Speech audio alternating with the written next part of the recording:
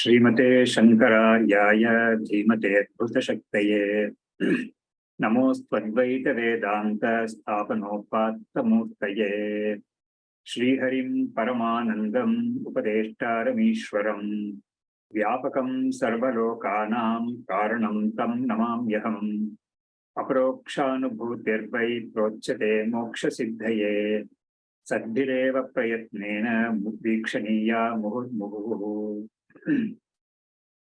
So far, the nature of the Atman and the Anatman, the contrast between them has been very clearly stated, and the various objections for considering the Anatman to be the Atman, they were also considered.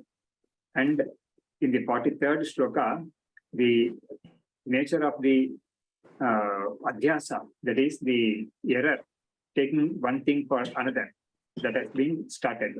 And in the 44th shloka, the exact way in which the adhyasa happens, that is being stated. So, ivaga 44ನೇ shloka ಓದ್ಬೋದು ಇವಾಗ.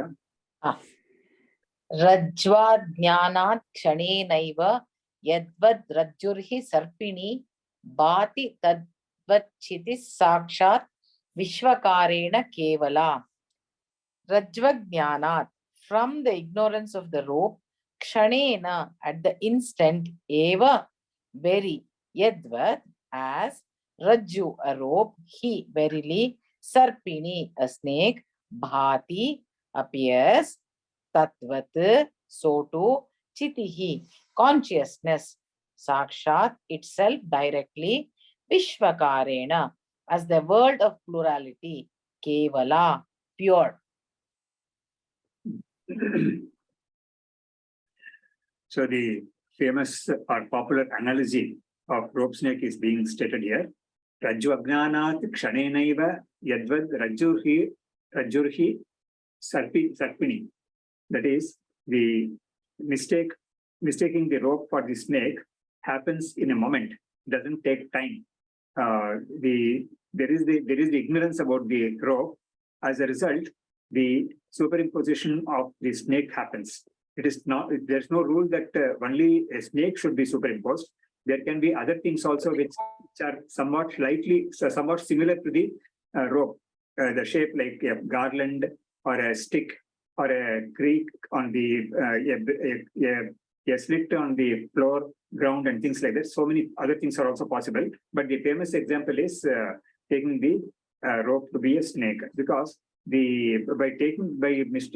giving this example, the anartha, that is the disaster that happens, that follows the mistake, can be highlighted. So a person who sees a snake in a rope, even though he doesn't know that it's a rope really, he is definitely afflicted by fear and things like that. So this is the example which is given here for the case of taking the Brahman to be the world and Brahman to be the body. So this body-mind complex gives so many problems. So this is called samsara. So to highlight that, this example is given.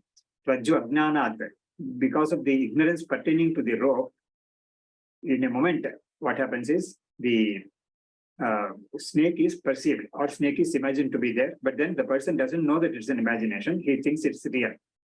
Bhati tadvat chitihi. The same way, pure consciousness, sakshat vishwakarena kevala. So this pure consciousness, which is the truth, and this is the only one available, which is the only one entity that is taken to be the world, the whole world. And the whole world includes the body-mind complex also, the seer, the perceiver, the observer, and the observed world. So the whole thing is concocted. And then the another example for us, the day-to-day example, is the dream. So the moment the dream starts, we have the seer, that is, we ourselves are there in the dream. We identify with one entity in the dream as ourselves, and then everything else as the observed world. So this also happens in the dream.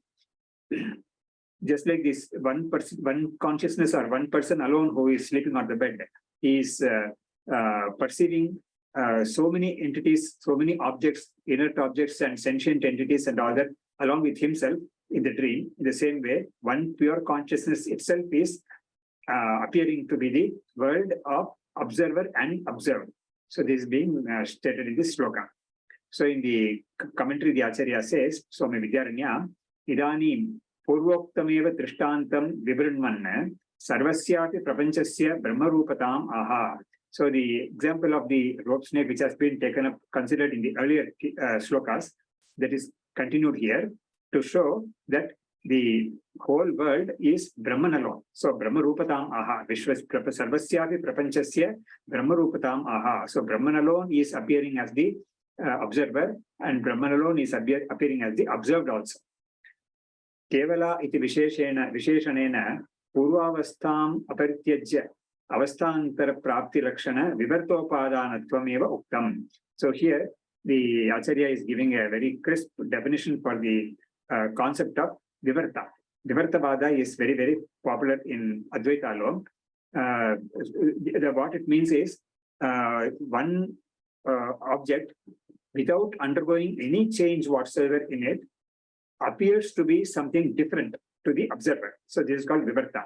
Whereas in the case of the clay undergoes a change to appear as a pot and so many other clay products. So in the case of vivarta, the mula karanam or the substratum, the only object available or the object which we are considering as the substratum for the error, that doesn't undergo any change whatsoever. It remains as it is. But then it appears to be something else for the observer because of the dosha or the defect in the observer's mind or observer's sense organs, or possibly some defects in the place where the object is located. So all these things contribute to the taking the object to be something else. So purvavastham aparityajya, that is, its original nature is not given up. That is, the original nature is here the rope. So the rope nature is not given up. Aparityajya avasthantara praptihi. It takes on a different state altogether. So the object is in the rope state now, and it takes on a snake state, but then it doesn't undergo any real change. No vikara, no parinama happens there. Purvavastham aparityajya avasthantara prapti lakshana vivartopadanatvam uktam. So upadana karanam is the material cause, which is distinct from the efficient cause. So in the case of the clay is in the case of the pot, the clay is the upadana karana, material cause, and it undergoes a change, and the plot is manufactured. Whereas in the case of the rope snake, the rope is the upadana karanam, material cause, but then it doesn't undergo any change, and still yet it appears to be a snake or some other object to the observer. So this is called vivarta upadanatum, vivarta upadanatum. So there, in the case of the clay pot, the clay is the parinami upadana karanam, whereas in the case of the rope snake, the rope is the vivarta upadana karanam. Na arambha upadanatvam napi parinama upadanatvam iti bodhyam anyat spashtam. So in this case, the Acharya is giving two examples of the Nyaya Shastra, Nayayika, or the Vaisheshika, and another of the Sankhya. So in the case of the Vaisheshika, he doesn't have a upadana karanam, which is the even he accepts, of course, the karanam of clay, but then in his case, the pot which was not there before, that alone appears now because of the potter's some activity of the potter along with the clay. So he doesn't accept the clay, the pot was already there in a hidden form or in a latent form in the clay. So in this case, that's how he explains the production of things and the production of the world. In the case of the Sankhya, no doubt, he takes the same example of the clay and pot, and he says that the pot was already existent in the clay in a latent form. So now it has only become patent because of the activity of the potter, by the potter. So this is the difference between these two vadas. The first one is called Arambha Vada, And in the second case, in the Sankhya's case, it is called Parinamavada. Parinama is transformation. In the case of Arambhavada, it is coming into being. If something new is coming into being that was not existent before, that is coming into being is the case of the Arambhavada or the Vaisheshika. Whereas the case of the Advaitin, it is the Vivartavada, where the object, the effect is something which is a transfiguration. That's the word they use. Instead of transformation of the Sankhya, the Advaitins use a word to signify Vivarta, transfiguration. So the same rope, it appears to be of a different form. So that is called Vivarta. So with this, the Acharya is concluding the commentary for this sloka, 44th sloka. Rajvagnanat kshanenaiva yadvad rajurhi sarpini bhati tadvat chitihi is chaitanyam, pure consciousness, sakshat vishwakarena kevala. Okay, Mandi sloka. Upadanam. Upadanam prapanchasya brahmanonyanya vidyate tasmat sarva prapanchoyam brahmaivastina chetarat. Upadanam, substratum, prapanchasya of the universe, brahmanaha, Brahman, anyat, na, other than, not, vidyate, there, tasmat, therefore, sarva prapanchasya, the whole universe. I am this Brahmaha, Brahma, Brahman, eva, alone, asti, is, na, nothing, cha, and itarat, else other than. So now he is referring to this as the Upadana Karanam. Upadanam prapanchasya brahmanaha anyatena vidyate. For the world, the material cause is none other than Brahman. In the case of the Vaisheshikas, they say that the world is made up of some building blocks, and those building blocks they call Anu, Paramanu, that translates to atom. In the case of the Sankhyas, they say that the whole world is a product of pradhana. They call something called a pradhana. It's a shakti for them. And the pradhana is made up of three gunas like sattva, rajas, and tamas. It is the other name given by them for Maya only. So they say that the world is a transformation of the Mula Prakriti, which is called pradhana. The Mula Prakriti gets transformed into Mahat, Avyakta, Ahankara, and things like that. And then the Pancha Tanmatras, that is the Pancha five Sukshma Bhutas, that is the subtle five elements, and then that becomes gross five elements through the process of Panchikarna, and then this world that we experience. So they say that the Upadana Karanam of the world is the Pradhana, which is our Mula Prakriti. Whereas in the Advaita, we say that our Vedantins, all of them say that Brahman is the cause. Of course, in the Advaitins alone, Advaitins and Vishishta Advaitins accept Brahman as the Upadana Karanam for the world, and Nimitta Karanam also as Brahman alone. Whereas in the case of Dvaitins, they say that the Upadana Karanam is Prakriti and Nimitta Karanam is Brahman. So this kind of internal differences is there. But in any case, here in our context, that is the Advaita, Upadanam prapanchasya brahmanaha anyatena vidyate. There is no cause other than Brahman for this world. That is the material cause for this whole universe is Brahman alone. Tasmat sarva prapanchoyam brahmaivasti nacha itarate. Therefore, the whole universe is Brahman alone on the basis of or on the lines of the rule that the effect is non-different from the cause. So the non-difference of the effect from the cause has been taught in the Chandogya Upanishad in the Shvetaketu episode with the example of three analogies of clay products, gold and gold products, and iron products. So in this way, by taking these three examples, the Upanishad says that the products are actually only names given by us for the real material cause. So the cause alone is being given various names by the people to transact, But apart from the names and forms, the products are actually non-different from the cause, that is the clay or the gold or iron, whatever it is. So that is the way the Upanishad teaches. So here on the same lines, the Acharya says that the world being the product of Brahman is Brahman alone, non-different from Brahman. So what is actually the world?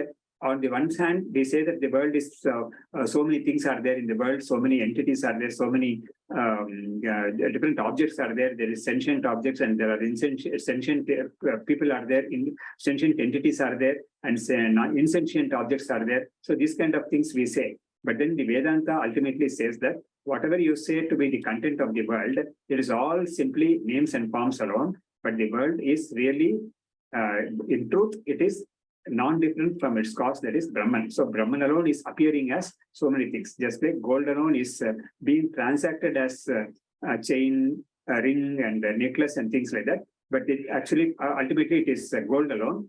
The names and forms are only in the transactional level. So this is the way the Advaita Vedanta teaches. So here he says, Upadanam prapanchasya brahmanaha anyat na vidyate tasmat sarva prapanchoyam brahmaivasti na chaitarate. So in the commentary, the Acharya gives us a lot of information about on Vedanta. Atra hetum darshayam purvoktam upasamharati upadanamiti. So after having given the cause, the topic that was taken up is being concluded now. Yasmat prapanchasya akashadi dehantasya jagad vistarasya brahmanaha maya shabala chaitanyat anyat paramanavaha yadva prakritihi upadana karana visheshaha na vidyate tasmadva etasmad atmanaha akasha sambhutaha ityadi shrutehe tasmat hetoho iti spashtamanyate. So he is giving the commentary only for the first line and half of the second line, and with that he says that everything else is very, very clear. So the so he is giving good reasoning also. Yasmat prapanchasya. So what is the world? The world that we see is actually made up of the 5 elements, which is a transformation of the 5 elements, and the observer, that is the body-mind complex of the observer. So the observer can be any conscious sentient entity like a human, it could be animals, it could be insects and worms and things like that, birds and all that. So in any case, the observer is a sentient entity, and the observer is actually body-mind complex along with Atman. So here, the whole world is constituted of it is a combination of the kshetram and the kshetrajna. So kshetrajna, in the case of the kshetrajna, there is a part of the kshetrajna which belongs to the world, which belongs to kshetram, that is the body-mind complex, and the reactions that happens in the body-mind complex, all that is considered to be the kshetram only, that is observed only, along with the outside world of shabda, sparsha, rupa, rasa, gandha and all that. But then the kshetrajna as a pure consciousness is distinct from the kshetra. So the kshetrajna, when we normally see, he is a person, but then the person is made up of 2 parts or 2 aspects are there. One aspect is definitely of the material aspect or the insentient aspect, which is the body-mind complex and the reactions that happen in the mind and the body. But then the pure consciousness is the chaitanyam, which does not fall into the category of the kshetra.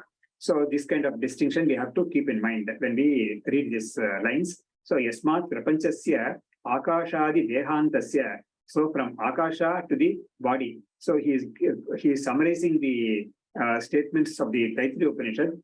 Tasmadva etasmad atmanaha akasha sambhutaha, which he is quoting here. Akashad vayuhu, vayor agnihi, agner apaha, advyat prithvi, prithivya oshadayaha, oshadibhyo annam, annat purushaha. So all these things he is condensing in this one expression. Prapanchasya akashadi dehantasya. Jagad vistarasya. This is what the whole expanse of the world constitutes of. Brahmanaha Maya Shabalat Chaitanyat Anyat Paramanavaha. So this whole world is a product of Brahman alone. And what kind of Brahman? Pure Brahman, that is Brahman alone by itself cannot become the world. So there has to be the element or the participation of the Maya aspect also. So Maya Shabalat Chaitanyat. So Maya Shabalam means Maya, the Chaitanyam, which is in a way co-opted with the Maya Shakti. So with that alone, the world can come about. So these things are very clearly stated in the Gita also. Maya adhyakshena prakritihi suyate sacharacharam. So he says, Krishna says very well, that very clearly, that with me as the superintendent or supervising conscious entity or sentient entity, the Prakriti is the one which brings about the whole world of names and forms or beings, all beings. So the beings of Sachara and Achara world is being brought about by the Prakriti, with me as the superintending entity. So here, there also what he means is, by saying me, he means the Chaitanyam, which is Brahman, and by Prakriti, he means what is called Maya. So Maya and Brahman have to come together to bring about the world. And in another shloka, Bhagavan says that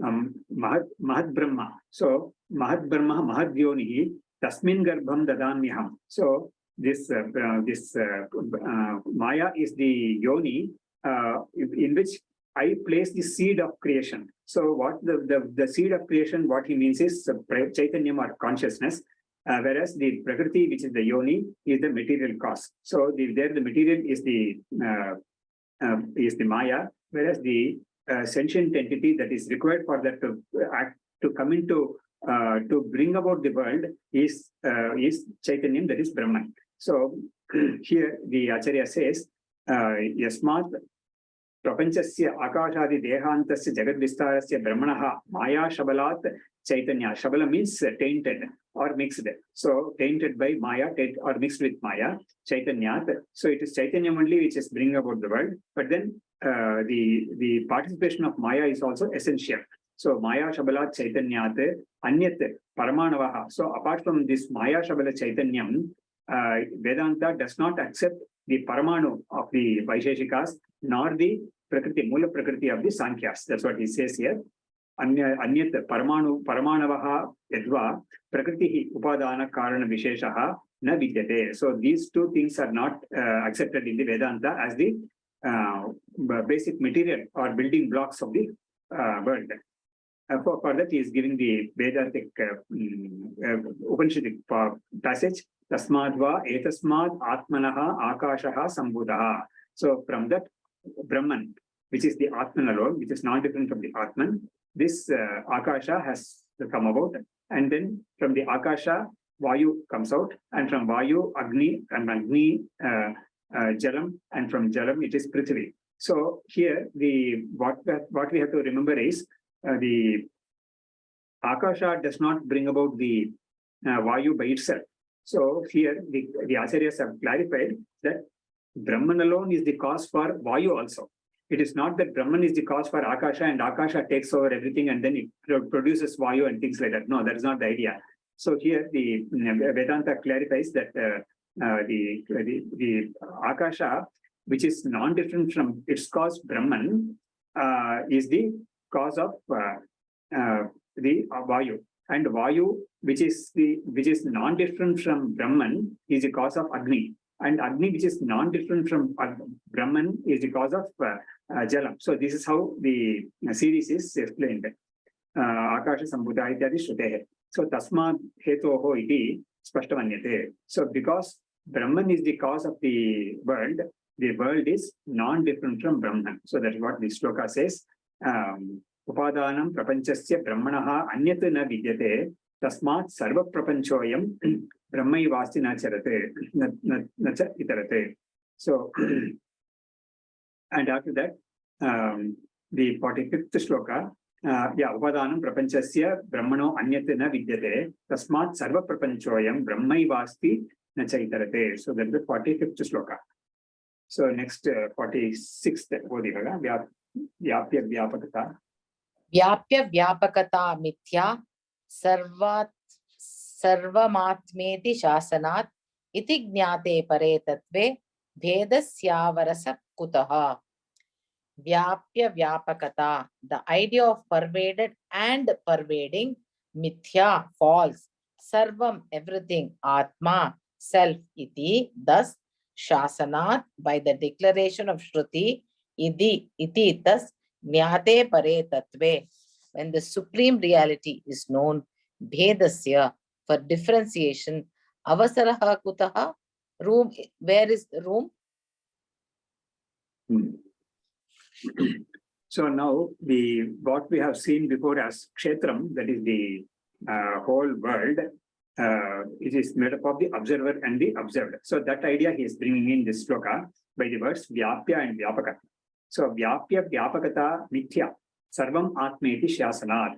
Since the Upanishad says that everything is Atman alone, everything is Brahman alone, Sarvam Kalvidam Brahma, and so many statements are there in the Upanishads which clearly say that the whole world is Brahman alone. So when we take into consideration the Upanishadic statements like this, what we have to conclude is the Vyapya Vyapakata is Mithya. That is, Vyapya and Vyapakata, two terms are used here.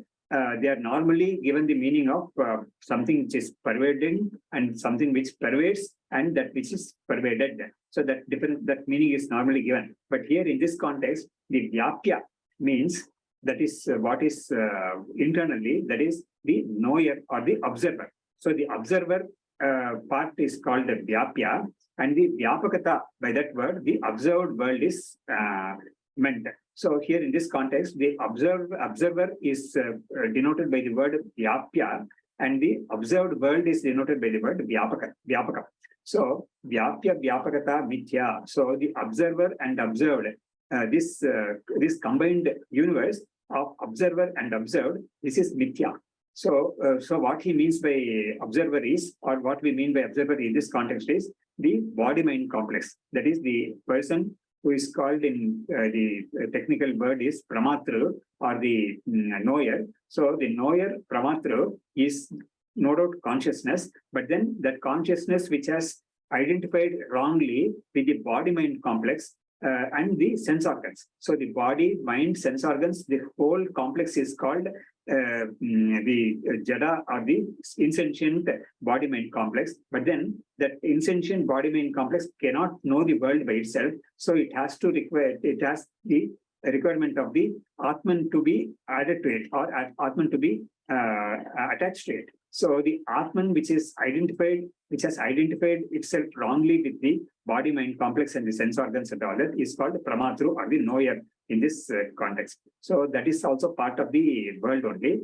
And the observed or the known item, what does the Pramatru know? He knows the world of, he seeks to know the world of taste, form and sound and things like that. Shabda, Sparsha, Rupa, and Rasa, Gandha. So that interaction has to take place. So for that, the objects have to be known, and for being known, the requirement of sense organs is there, and the requirement of the mind is there, and the requirement of a person is there. So this person is called a Pramatru. The body-mind complex is there, but then it is not Jada by itself. This identification with the of the Chaitanyam with this body-mind complex is the what is called the person or the Pramatru.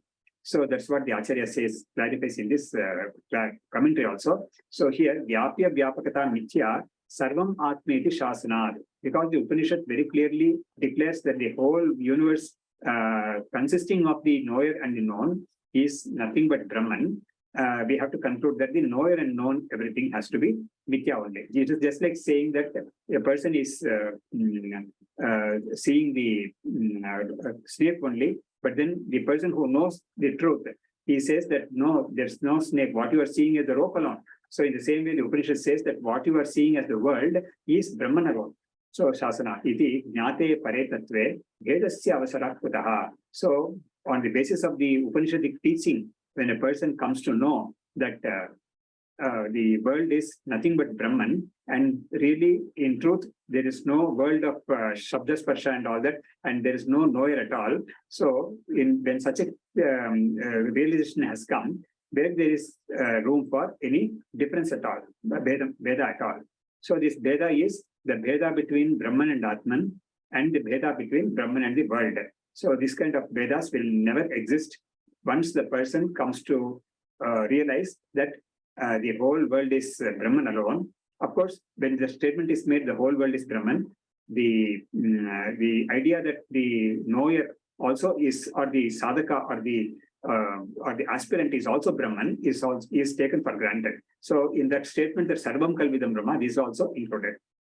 So here we will stop the class. The commentary is there for us to delve deep into. A lot of information is given in the commentary.